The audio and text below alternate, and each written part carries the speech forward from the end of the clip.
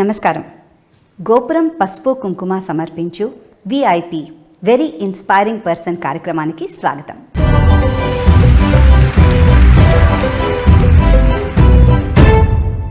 ఆయన పైరగాలిని పలకరించి, పంట చేలతో పలవరించి, నేలతల్లి గుండె చప్పుడుతో ప్రయాణించి, మట్టి వాసనకు మహత్తరమైన అర్థాలు తెలిసిన అచ్చ తెలుగు రైతు బిడ్డ.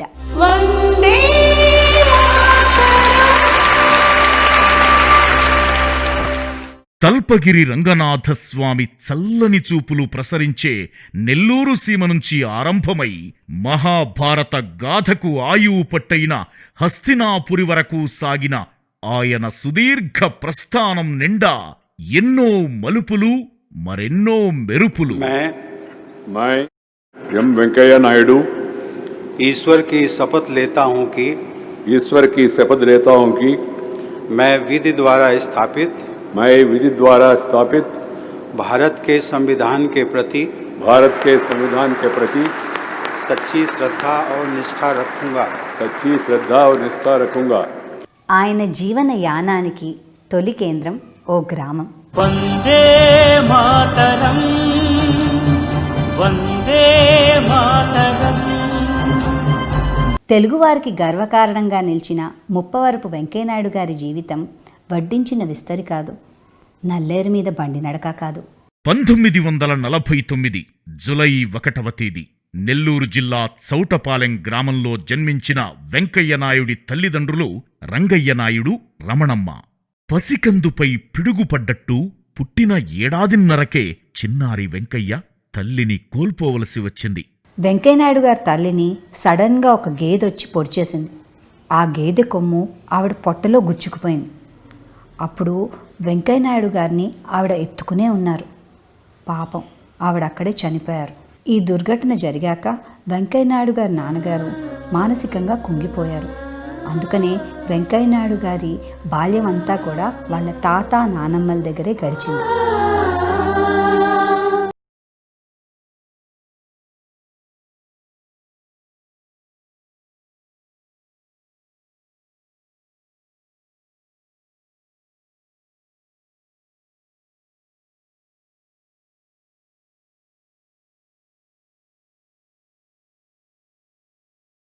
మూడు సంవత్సరాల వయసులో వెంకయ్యనాయుడు కబడ్డీ ఆడడానికి రాష్ట్రీయ స్వయం సేవక్ సంఘ్ ఆర్ఎస్ఎస్ శాఖకు వెళ్లి స్వయం సేవకయ్యారు.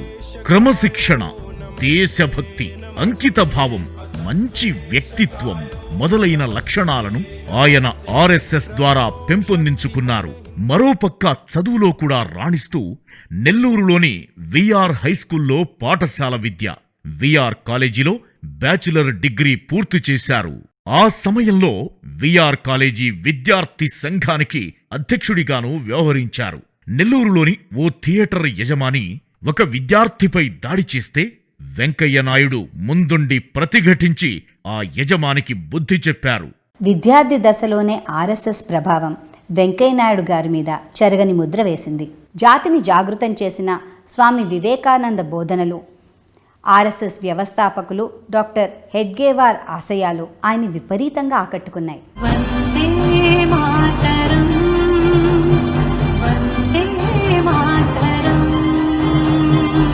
అప్పట్లో ఆర్ఎస్ఎస్ విభాగ్ ప్రచారక్గా ఉన్న భోగాది దుర్గాప్రసాద్ గారి వ్యక్తిత్వం, ప్రాంత ప్రచారక్ సోమేపల్లి సోమయ్య గారి మార్గదర్శనం తన భావి జీవితానికి బంగారు బాటలు వేశాయని వెంకయ్యనాయుడు వివిధ సందర్భాల్లో పేర్కొన్నారు. అంతేకాక అఖిల భారతీయ విద్యార్థి పరిషత్ ఏబీవీపీ ఆయన్ను సుశిక్షితుడైన సైనికుడిగా తీర్చిదిద్దింది. ప్లేస్ మారింది, ఫేజ్ మారింది. నెల్లూరు టు విశాఖపట్నం. ఆంధ్ర యూనివర్సిటీలో వెంకయ్యనాయుడు గారు బ్యాచులర్ ఆఫ్ లా, బిఎల్ డిగ్రీలో చేరారు. ఆంధ్ర యూనివర్సిటీ కళాశాలల విద్యార్థి సంఘానికి అధ్యక్షుడిగా ఎంపికయ్యారు. అంతేకాకుండా లోక్ నాయక్ జయప్రకాష్ నారాయణ్ ఛాత్ర సంఘర్ష సమితికి కన్వీనర్గా కూడా వ్యవహరించారు. ఇవన్నీ చూస్తే మనకొక విషయం అర్థమవుతుంది. ఆంధ్ర యూనివర్సిటీలో వెంకయ్య నాయుడు వెంకయ్య నాయకుడిగా ఎదిగాడు. నాకు విశాఖపట్నం ఎప్పుడు వచ్చినా చాలా సంతోషంగా ఉంటుంది. ఎందుకంటే నేను ఇక్కడ చదివాను, ఇక్కడ పెరిగాను, ఇక్కడ అనేక విషయాలు నేర్చుకున్నాను. ఇక్కడి నుంచే ఒక నాయకత్వ ప్రవేశానికి మార్గం సుగమమైంది. ఈ విశ్వవిద్యాలయం, ఈ విశాఖపట్నం నగరం, ఈ ప్రాంతాలన్నీ కూడా నాకు చాలా చిరపరిచితమైనవి. 1975 జులై 25 అప్పటి ప్రధాని ఇందిరాగాంధీ ఎమర్జెన్సీ ప్రకటించడంతో దేశం దిగ్భ్రాంతికి లోనైంది. ప్రజాస్వామ్యాన్ని పునరుద్ధరించడం కోసం దేశవ్యాప్తంగా ఉద్యమాలు జరిగాయి. వాటిని అణచివేసేందుకు ప్రభుత్వం ఉద్యమకారుల్ని జైల్లో పెట్టింది. ఎమర్జెన్సీ వ్యతిరేక ఉద్యమంలో పాల్గొన్న వెంకయ్యనాయుడు గారు కూడా దాదాపు 18 నెలలు జైలు జీవితం అనుభవించాల్సి వచ్చింది. ఒక విధంగా చెప్పాలంటే ఆయన కళాశాల నుండి చెరసాలకు వెళ్లారన్నమాట. 1.5 సంవత్సరాల పాటు కారాగారంలో ఉండి భవిష్యత్తు మార్గనిర్దేశనం విశాఖపట్నం నుంచే నేను అత్యవసర పరిస్థితి తర్వాత మొదలుపెట్టాను. విద్యార్థి దశలోనే ఆరంభమైన నేతృత్వ చాతుర్యం ఆయన్ను ముందు వరుసలో నిలబెట్టింది. క్రియాశీలక మార్గదర్శనానికి నిర్మాణాత్మక దృక్పథం తోడై సాంస్కృతిక, సామాజిక, రాజకీయ ఉద్యమాల్లో దిశానిర్దేశం చేసే స్థాయికి చేర్చింది. ఎమర్జెన్సీ ఎత్తేశాక వెంకయ్యనాయుడు యువతను ఉద్దేశించి ప్రసంగించడానికి జయప్రకాష్ నారాయణ్ను ఆహ్వానించారు. చాలామంది నేను డాక్టర్ అవుదాం అనుకున్నా కానీ యాక్టర్ అయ్యా అని అంటూ ఉంటారు. అలాగే వెంకయ్యనాయుడు గారు కూడా లాయర్ అవుదామనుకుని పొలిటీషియన్ అయ్యారు. 1977 నుంచి 80 వరకు ఆంధ్రప్రదేశ్ జనతా పార్టీ యువజన విభాగం అధ్యక్షుడిగా పనిచేసిన వెంకయ్యనాయుడు 1978లో ఉదయగిరి శాసనసభ స్థానం నుంచి ఏకైక ప్రతిపక్ష ఎమ్మెల్యేగా ఎన్నికయ్యారు. నెల్లూరు జిల్లాలోని మిగిలిన అన్ని స్థానాల్లోనూ కాంగ్రెస్ పార్టీ గెలిచింది. 1983లో భారతీయ జనతా పార్టీ తరపున మరోసారి ఉదయగిరి నుంచి పోటీ చేశారు. ఈసారి కూడా ఆయన ఏకైక ప్రతిపక్ష ఎమ్మెల్యేగా ఎన్నికయ్యారు. అయితే ఈసారి మాత్రం నెల్లూరు జిల్లాలోని మిగిలిన అన్ని స్థానాల్లో ఎన్టీఆర్ ప్రభంజనం వల్ల తెలుగుదేశం పార్టీ గెలిచింది. వెంకయ్యనాయుడు గారు యువ కార్యకర్తగా ఉన్నప్పుడు అటల్ బిహారీ వాజ్పేయి గారు నెల్లూరు పర్యటనకు వచ్చారు. ఆ సమయంలో కార్యకర్తగా వాల్ పోస్టర్లు అంటించి మైకులో ప్రచారం చేసిన వెంకయ్యనాయుడు గారు ఆయన మంత్రివర్గంలోనే మంత్రి కావడం ఎంత గొప్ప విషయం.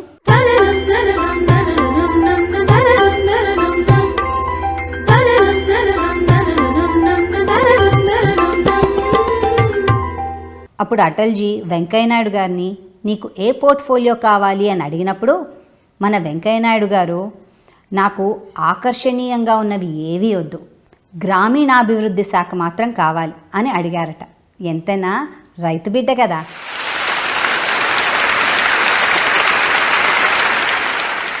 The Prime Minister has chosen me to join his cabinet. I will try to do justice to the responsibility that is given to me. It is a new responsibility for me. I have to learn and then I have to work. I will try to do my best in this responsibility and live up to the expectation of the Prime Minister who has given me this responsibility. గ్రామీణాభివృద్ధి శాఖ మంత్రిగా వెంకయ్యనాయుడు ప్రధానమంత్రి గ్రామ సడక్ యోజన పథకం ద్వారా మారుమూల కుగ్రామాలకు, బాగా ఎత్తైన గిరిజన ప్రాంతాలకు రహదారి సౌకర్యాన్ని కలిగించి వాటిని పట్టణ ప్రాంతాలతో అనుసంధానించడం నిజంగా చాలా గొప్ప విశేషం. ఇప్పటికీ రాజకీయ విశ్లేషకులు ఆ పథకాన్ని ఓ చారిత్రక పరిణామంగా అభివర్ణిస్తుంటారు. కేంద్ర మంత్రిగా 2 సంవత్సరాలు పనిచేసిన తర్వాత పార్టీ అవసరాలని దృష్టిలో పెట్టుకుని మంత్రి పదవికి స్వస్తి చెప్పారు. 2002 సంవత్సరంలో భారతీయ జనతా పార్టీ జాతీయ అధ్యక్షుడిగా బాధ్యతల్ని నిర్వహించారు.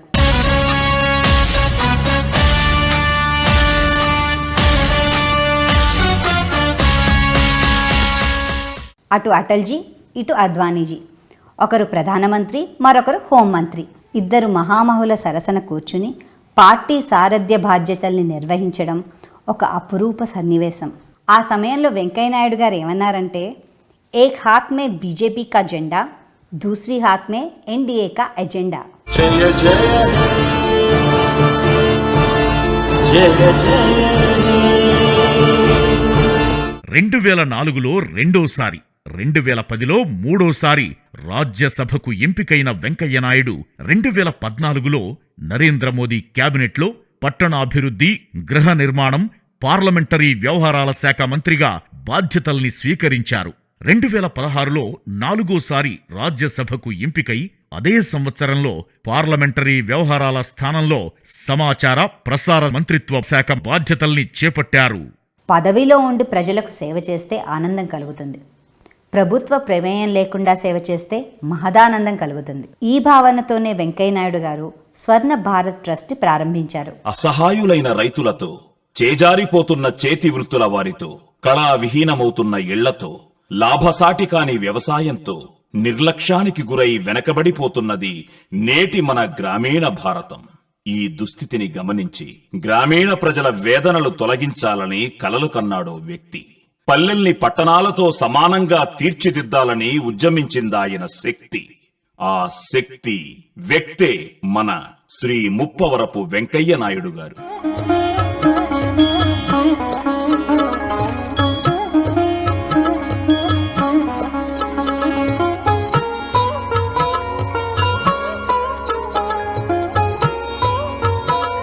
స్వర్ణ భారత్ ట్రస్ట్ 15వ వార్షికోత్సవంలో పాల్గొంటూ నాకు అత్యంత ఆనందంగా ఉంది.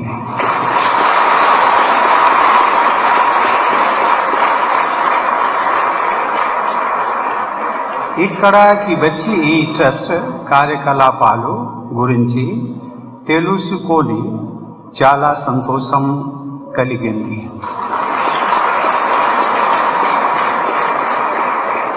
ఆరోగ్య క్షేత్రం, విద్యారంగం, వ్యవసాయం, స్కిల్స్ ట్రైనింగ్ లాంటి సామాజిక ప్రయోజనం గల విషయాలు ఈ ట్రస్ట్ చేపట్టడం చాలా అభినందనదాయకం.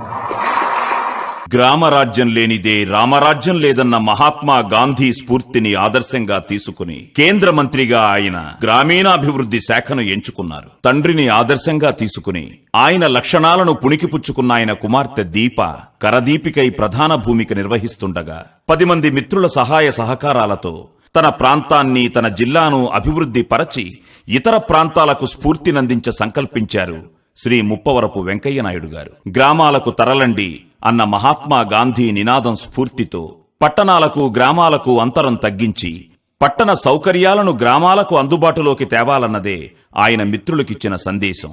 ఆ దృఢ సంకల్ప ఫలితమే శ్రీ పొట్టి శ్రీరాములు నెల్లూరు జిల్లా వెంకటాచలంలో శ్రీ లాల్ కృష్ణ అద్వానీ చేతుల మీదుగా ప్రారంభింపబడిన ఈ స్వర్ణ భారత్ గ్రామీణ ప్రజలకు, రైతులకు అవసరమైన విద్య, వైద్యం, పశువైద్యం, గ్రామీణ నిరుద్యోగ యువతకు వృత్తి శిక్షణ కార్యక్రమాలు, మహిళలను సంఘటితం చేసి ఉపాధి శిక్షణ, గ్రామీణ విద్యార్థులకు కంప్యూటర్ శిక్షణ, భారతీయ సంస్కృతి సంప్రదాయాల పరిరక్షణ, గ్రామీణ ప్రతిభను గుర్తించి ప్రోత్సహించడం వంటి ప్రధాన లక్ష్యాలతో ఆరంభమైన స్వర్ణ భారత్ సేవా ప్రస్థానం అందరి సంపూర్ణ సహాయ సహకారాలతో అప్రతిహతంగా సాగుతున్నది. राष्ट्रपति जी, आपको मालूम है मेरा बैकग्राउंड के बारे में, जैसे मैंने कहा मैं ग्रास रूट लेवल से आया हूं और मैंने भारत रत्न श्री नानाजी देशमुख, हमारा प्रेरणा स्तोत्र, उनसे प्रेरणा लेके उन्होंने कहा after 70 years one must give up public politics and do social service.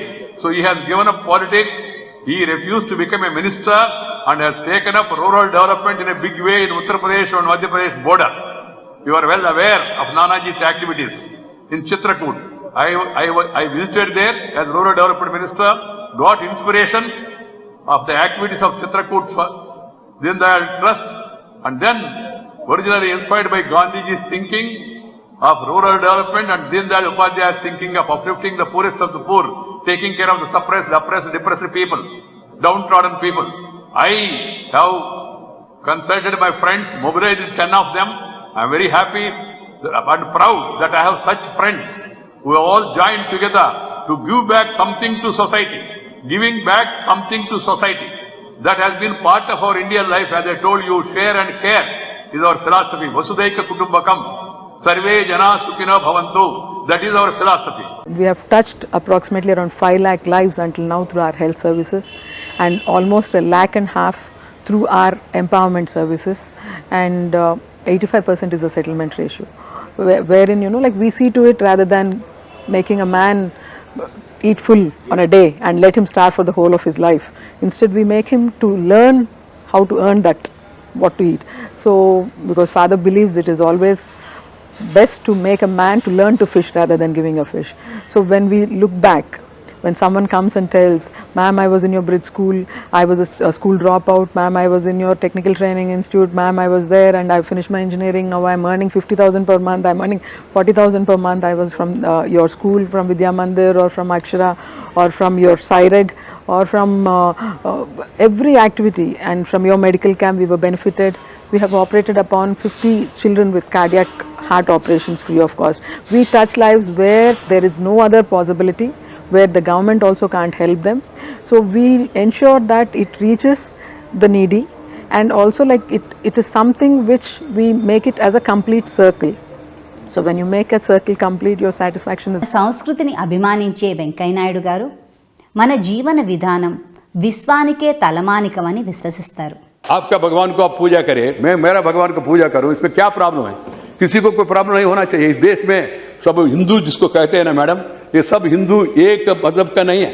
आर्य समाजिस्ट है, वैदिक है, शैव है, जैन है, साईं बाबा बक्तास है, और साथ ही साथ कुछ लोग आइडल वर्शिपर है, कुछ लोग आइडल बिना अपना वर्शिप करते हैं। इस देश में सिख धर्म का फॉलो करने वाले लोग हैं, इस्लाम, आप मुस्लिम है तो मुझे क्या प्रॉब्लम है, आप क्रिश्चियन है तो मुझे प्रॉब्लम है, क्या है? हम सब लोग एक है, अलग भाषा अलग वेश, फिर भी अपना एक देश, विविधता में एकता, भारत का विशेषता, यही इस देश का भावना है।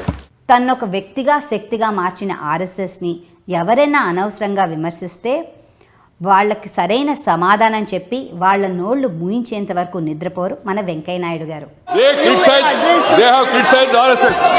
सभापति जी, उन लोगों ने मेरा पार्टी का, मेरा सरकार का और जिस संगठन को हम बहुत आदर करते, ऐसा संगठन के बारे में उन लोगों ने क्या क्या बोला, राष्ट्रीय स्वयंसेवक संघ के बारे में क्या क्या बोला, क्या संबंध है?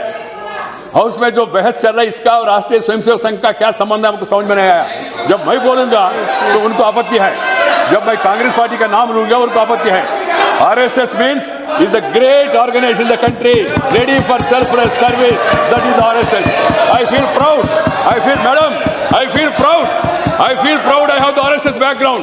Because of RSS background, discipline, character, caliber, capacity, I have come to this level. And I feel proud. Many of us have this background. మీ రొట్టెను మీరు తింటే ప్రకృతి, మీరు ఇతరుల రొట్టెను లాక్కుని తింటే అది వికృతి. మీ రొట్టెను ఇతరులతో పంచుకుంటే అది సంస్కృతి. ఆ సంస్కృతే మన భారతీయతలో భాగమని ఎన్నో సందర్భాల్లో చెప్పిన వెంకయ్యనాయుడు గారు హిందుత్వం అనేది మతం కాదని, అది జీవన విధానమని ఉదాహరణలతో సహా పార్లమెంటులో చెప్పినప్పుడు యావత్ దేశం హర్షధ్వానాలు చేసింది. Some people have the problem of having some allergy to the word Hindu. I would like to take the house into confidence. This word Hindu is not given by Narendra Modi, not given by Venkaiah Naidu or Atal Bihari Vajpayee or Advani, or not even by RSS. RSS name is not Hindu. It is Rashtriya Swayamsevak Sangh. It is Rashtriya Swayamsevak Sangh. There is a newspaper in this country which is known for its views. Name is Hindu. There is a newspaper in Delhi which is called as Hindustan Times. The name is not given by me. Hindustan Hindi अखबार है. Hindustan aeronautic limited HAL company है. Hindustan machine tools HMT watch company है. Hindustan shipyard limited Visakhapatnam में Hindustan shipyard limited है. ये नाम सब कहां से आया? ये नाम हमने नहीं दिया, राजनीतिक कारण से नहीं दिया, ये शुरू से आते रहा. ये हिंदुस्तान है, वो पाकिस्तान है, ऐसा उन लोगों ने कहा है. भारत में रहने वाले मैडम, आपको भी याद होगा अगस्त 15 को, नहीं तो 26 जनवरी को जब तिरंगा झंडा फहराते हम लोग क्या कहते? जय हिंद. इसका अर्थ यह है क्या हिंदुओं को जय बाकी लोगों को नहीं, ऐसा है क्या? नहीं।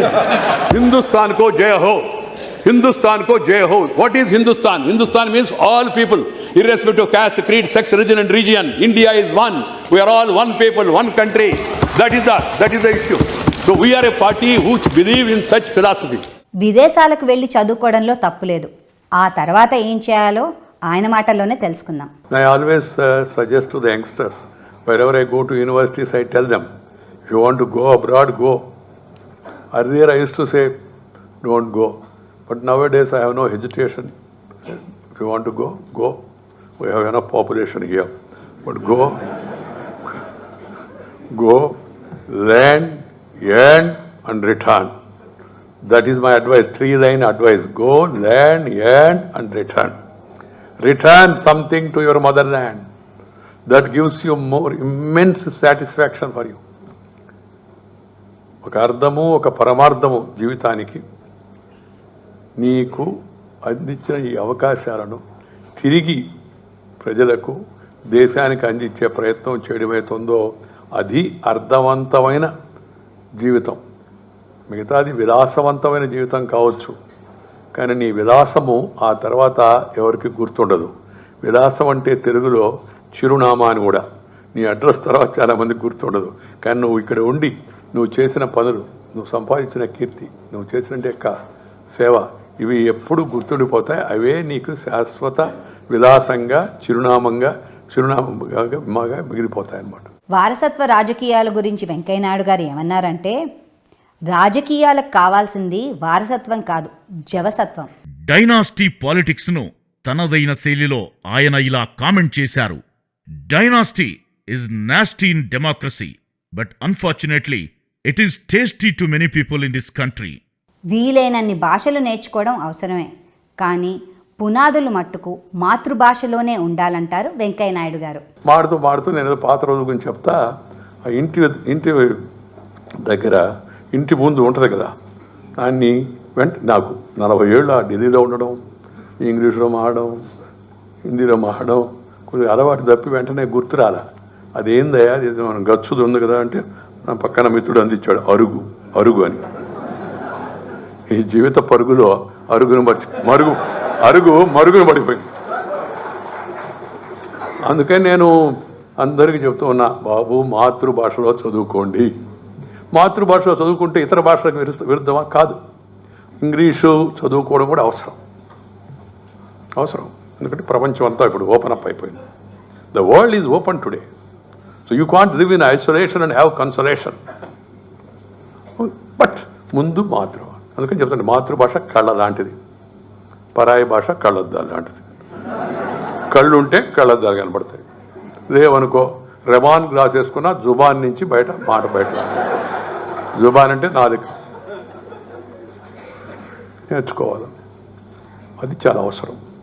అలా అని ఇతర భాషను కించపరచకూడదు. వాటి సమాజంలో కూడా ఉంది, నేను కాదన్ను. ఇంగ్లీష్ నేర్చుకోవాలనే తపన, ఎందుకంటే ఇంగ్లీష్ నేర్చుకుంటే పైకి పోతామని. ఆ మధ్య ఒకసారి ఒక ఆయన అన్నాడు, సార్ పైకి పోవడానికి అంతకన్నా మార్గం లేదు. నేను అన్నాను, నేను దేవుడితో మాడాను, ఆయన అదేమి కండిషన్ పెట్టలేదు, ఏ భాష వాడైనా రావచ్చు, వాడు ఎక్స్పైరీ టైం అయిన తర్వాత వచ్చేయచ్చు అని చెప్పాడు కదా. అది కాదు సార్, మీరు అట్ట మాడతాడు సార్, పైకి పోవాలంటే పై స్థాయికి. మరి ఏ మీడియాలో చదువుకోవడం, మన రాష్ట్రపతి రామ్నాథ్ కోవింద్ గారు ఏ మీడియాలో చదువుకున్నాడు? దేశ ప్రధానమంత్రి, శక్తివంతమైన ప్రధానమంత్రి, ప్రపంచం గుర్తిస్తుందని చెప్పుకునే అంటే నరేంద్ర మోడీ గారి కాన్వెంట్ కూడా చూడలే. మేము చూసాం, పోలా, ఆయన అది కూడా చూడలే. అప్పుడు చూసే పరిస్థితి లేదు పాపం. ఏమిడి చదువుకున్నాం వెంకయ్యనాయుడు ఇవాళ ఈ దేశంలో గ్రామీణ ప్రాంతాల్లో పుట్టి వరుసగా అంచెలన్నీ స్థాయికి పోయి భారతదేశానికి ఎక్కువ రాష్ట్రపతి అయ్యాడు. అందువల్ల అది అలాంటి భ్రమ పెట్టుకోకూడదు. బట్ నేను అన్నట్టుగా పోటీ ప్రపంచంలో వీరెన్ని ఎక్కువ భాషలు నేర్చుకోవాలి. పునాదులు మన భాషలో ఉండాలి. ఆ తర్వాత ఇతర భాషలు కూడా నేర్చుకుంటూ ముందుకు వెళ్ళాలి. దానికోసం ప్రయత్నం చేయాలి. చట్టసభల్లో ఉన్నత ప్రమాణాలని పాటించిన రాజకీయ నాయకుల గురించి బాగా తెలిసిన వెంకయ్యనాయుడు గారు ఇప్పటి తీరుతెన్నుల గురించి ఎలా రియాక్ట్ అయ్యారు? I feel saddened, deeply disturbed, perturbed about what is happening in certain legislatures in the country. So this is not to criticize this party or that party. This is not to criticize this state or that state. And if you see the language that's being spoken by politicians against each other, thinking as if they are enemies, we should remember that we are not enemies. We are rivals, not enemies. మనం ప్రత్యర్థులమే కానీ శత్రువులం కాదు అనేట మౌలిక సత్యాన్ని అందరూ గుర్తుపెట్టుకోవాల్సిన అవసరం ఎంతో ఉంది. పార్టీలు వేరు కావచ్చు, విధానాలు వేరు కావచ్చు, సిద్ధాంతాలు వేరు కావచ్చు, కానీ మనం అందరం భారతీయులమే. మన వేషం వేరు కావచ్చు, మన భాష వేరు కావచ్చు, వేషం భాష వేరైనా మనమంతా భారతీయులమే. మనందరం కూడా ఎవరికి నచ్చిన విధానంలో వాళ్ళు ప్రయత్నం చేస్తున్నాం దేశాన్ని, రాష్ట్రాన్ని, మన ప్రాంతాలను ముందుకు తీసుకెళ్ళడానికి. ఇలాంటి యొక్క స్ఫూర్తితో ముందుకు వెళ్ళాలి. ఈ దేశంలో పార్లమెంటులో, శాసనసభల్లో మహామహులు, great parliamentarians in parliament. We have a history of the contributions made by those great people, and also the great contribution made by legislators in our state, combined Andhra Pradesh. And what is happening now? The levels of debate, the acrimony, the animosity that has come into public life is really worrying. And we should all seriously be concerned about the same. ఆ ప్రమాణాలు ఏమిటి, ఆ భాష ఏమిటి, ఆ దూషించడం ఏంది? ఆ శాసనసభకు నిన్ను పంపిస్తే అక్కడ శాసనసభను బయట రాని సంగతి చూస్తాను. చొక్కాలు మడిచేది అమ్మలక్కలు, అమ్మ అక్క ఎంతో పవిత్రమైన తల్లి తండ్రి, వాళ్ళని తీసుకొచ్చి చర్చల్లో మధ్యలో మాట్లాడేది. ఎక్కడిది ఈ సంస్కారం, ఎందుకు వచ్చింది? ఇదేదో ఒక దగ్గర జరుగుతుంది అనుకోబాకండి, ఒక రాష్ట్రంలో జరుగుతుంది అనుకోబాకండి, చాలా దగ్గర ఇదే పరిస్థితి. కొద్దిగా degrees of difference, that's all, degrees of difference. So this is a very, very negative trend, very disturbing, very distressing. We should see to it that we correct this. That's why, and also, as I always say, that's one of my most favorite advice to the youngsters and people of India. If you really want to select and elect leaders, you must select and elect leaders by character, caliber, capacity and conduct. 4 C's are very important. But unfortunately, some people, the latest trend is, latest means not yesterday, today or last year, last before year. In the recent years, the trend is, forget these 4 C's, character, caliber, capacity and conduct, bring the other 4 C's, caste, community, cash and criminality. విజయాలు దైవాధీనాలు, గెలిచినా ఓడినా దాన్నొక అవకాశంగా తీసుకుని మనం సద్వినియోగం చేసుకోవాలన్నదే ఆయన అభిప్రాయం. Some people complain, sir, there is no tolerance nowadays in the country. Yes. Now there is a growing intolerance towards the mandate of the people. ప్రజల తీర్పుని 5 ఏళ్ల పాటు భరించాలి బాబు. నేను 50 ఏళ్ళు రాజకీయంలో ఉంటే, ప్రజా జీవనంలో సుమారు చిన్నప్పటి నుంచి సుమారు దాంట్లో ఒక 40 ఏళ్ళు ప్రతిపక్షంలోనే కూర్చోండి. పోటీ చేసిన ప్రతిసారి ఓడిపోవడమే, మళ్ళా మొదలు పెట్టడం. ఈ విశాఖపట్నంలో చాలాసార్లు నేను ప్రచారం చేస్తూ ఉండి తిరుగుతూ ఉండే. 80లో గుర్తొస్తుంది నాకు. ఈ ఊరిలో 48 రోజులు ఉన్నా నేను కార్పొరేషన్ ఎలక్షన్లో పార్టీ గురించి రాయడానికి. గోడల మీద రాసి, జెండాలు బట్టి, మైకు పట్టుకొని అరిసి, తంటారు పడతా. నేను చేరినప్పుడు రాజకీయంలో చాలామంది చెప్పారు, ఇదేందయ్యా ఆ పార్టీలో చేరేవా అన్నాడు పెద్ద ఆయన. ఏమయ్యా అన్న, అది చదువుకున్నాడు పార్టీ రాబోయా, దేశంలో ఎక్కువ మంది చదువుకోలేదన్నాడు మా నెల్లూరు భాషలో. చదువుకున్నాడు పార్టీ, అది ఎక్కువ మంది చదువుకోలేదురా దేశంలో, అందుకని ఎప్పుడు గెలవదని. ఆ తర్వాత మళ్ళా ఇది టౌన్ వాళ్ళ పార్టీరా అన్నాడు. ఈ దేశంలో గ్రామాలు ఎక్కువరా, ఇది ఎప్పుడు గెలవదా అన్నాడు. ఒక్కొక్కరు ముందుకెళ్ళి ఆయన భాషలో, ఇప్పుడైతే మనం తొగ్గు వేసుకొని మన ఆ సంఘాలంతా ఖండించాయి. ఇది బ్రాహ్మణులు, వైశ్యులు, వ్యాపారస్తులు వాళ్ళ పార్టీరా అన్నాడు. గమ్ముగా అన్న పెద్ద ఆయన కదా అని. ఆఖరిని ఇంకో మాట చెప్పాడు, ఒరే అబ్బాయ అది శాఖాహారుల పార్టీరా, దాంట్లో చేరుతున్నావేంటి. పెద్ద ఆయన, మా పెద్ద మంత్రి, మంచివాడు కూడా ఆ రోజు ఆయన. అక్కడి నుంచి తంటాలు పడి అక్కడ దాకా చేరుకున్నప్పుడు, అక్కడ దాకా వేరే నేపథ్యమే లేదు, వేరే నేపథ్యమేమి లేదు. పథ్యం ఉండి పద్ధతి పాటించబట్టి అక్కడ దాకా చేరుకు. మా ఇంట్లో ఎవరు రాజకీయాల్లో లేరు. ఎవరు రాజకీయాలు లేరు, వాళ్ళ ప్రోత్సాహం లేదు, నాకు ఉత్సాహం మాత్రం ఉండింది. నేను నమ్మిన సిద్ధాంతంలో దాని ప్రకారం ఉంటే ఇక్కడికి వచ్చాను. కొంతమంది మీడియా ప్రతినిధులు వెంకయ్యనాయుడు గారిని మీ పార్టీ మిమ్మల్ని ఉపరాష్ట్రపతిని చేయబోతోందట కదా అని అడిగారు. దానికి వెంకయ్యనాయుడు గారు, నేను ఉషాపతిగా చాలా సంతోషంగా ఉన్నాను, ఉపరాష్ట్రపతి పదవి మీద నాకు వ్యామోహం లేదు అని సరదాగా చెప్పారు.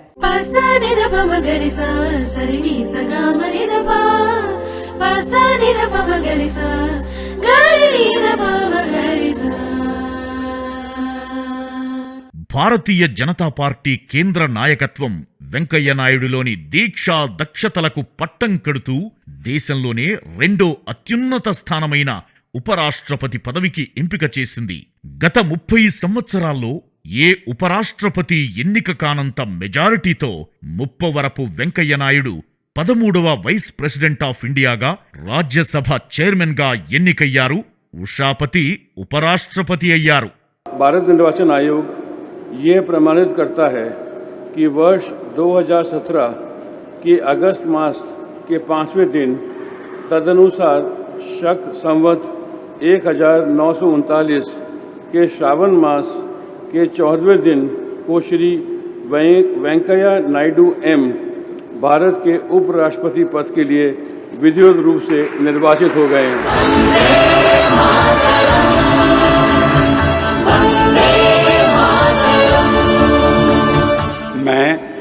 मैं एम वेंकैया नायडू ईश्वर की शपथ लेता हूँ कि मैं विधि द्वारा स्थापित भारत के संविधान के प्रति सच्ची श्रद्धा और निष्ठा रखूंगा. పొట్టి శ్రీరాములు నెల్లూరు జిల్లాలోని సవటపాలెం పల్లె నుంచి ఆరంభమైన వెంకయ్య నాయుడు గారి సుదీర్ఘ ప్రస్థానం తెలుగువారు గర్వించేలా, తెలుగుదనం హర్షించేలా, తెలుగు మాట పులకించేలా ఎనలేని ఖ్యాతి గడించింది.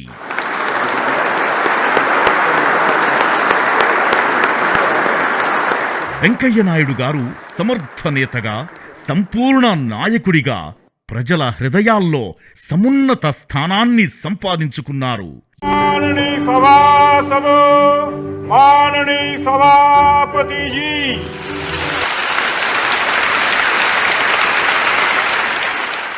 सदन की तरफ से, देशवासियों की तरफ से आपको बहुत बहुत बधाई और बहुत बहुत शुभकामनाएं कि आदरणीय श्री वेंकैया जी नायडू देश के पहले ऐसे उपराष्ट्रपति बने हैं जो स्वतंत्र भारत में जन्म लिया है.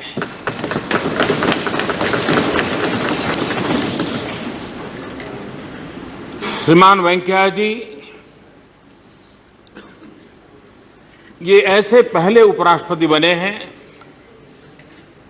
मैं समझता हूं शायद वो अकेले ऐसे हैं जो इतने सालों तक इसी परिसर में,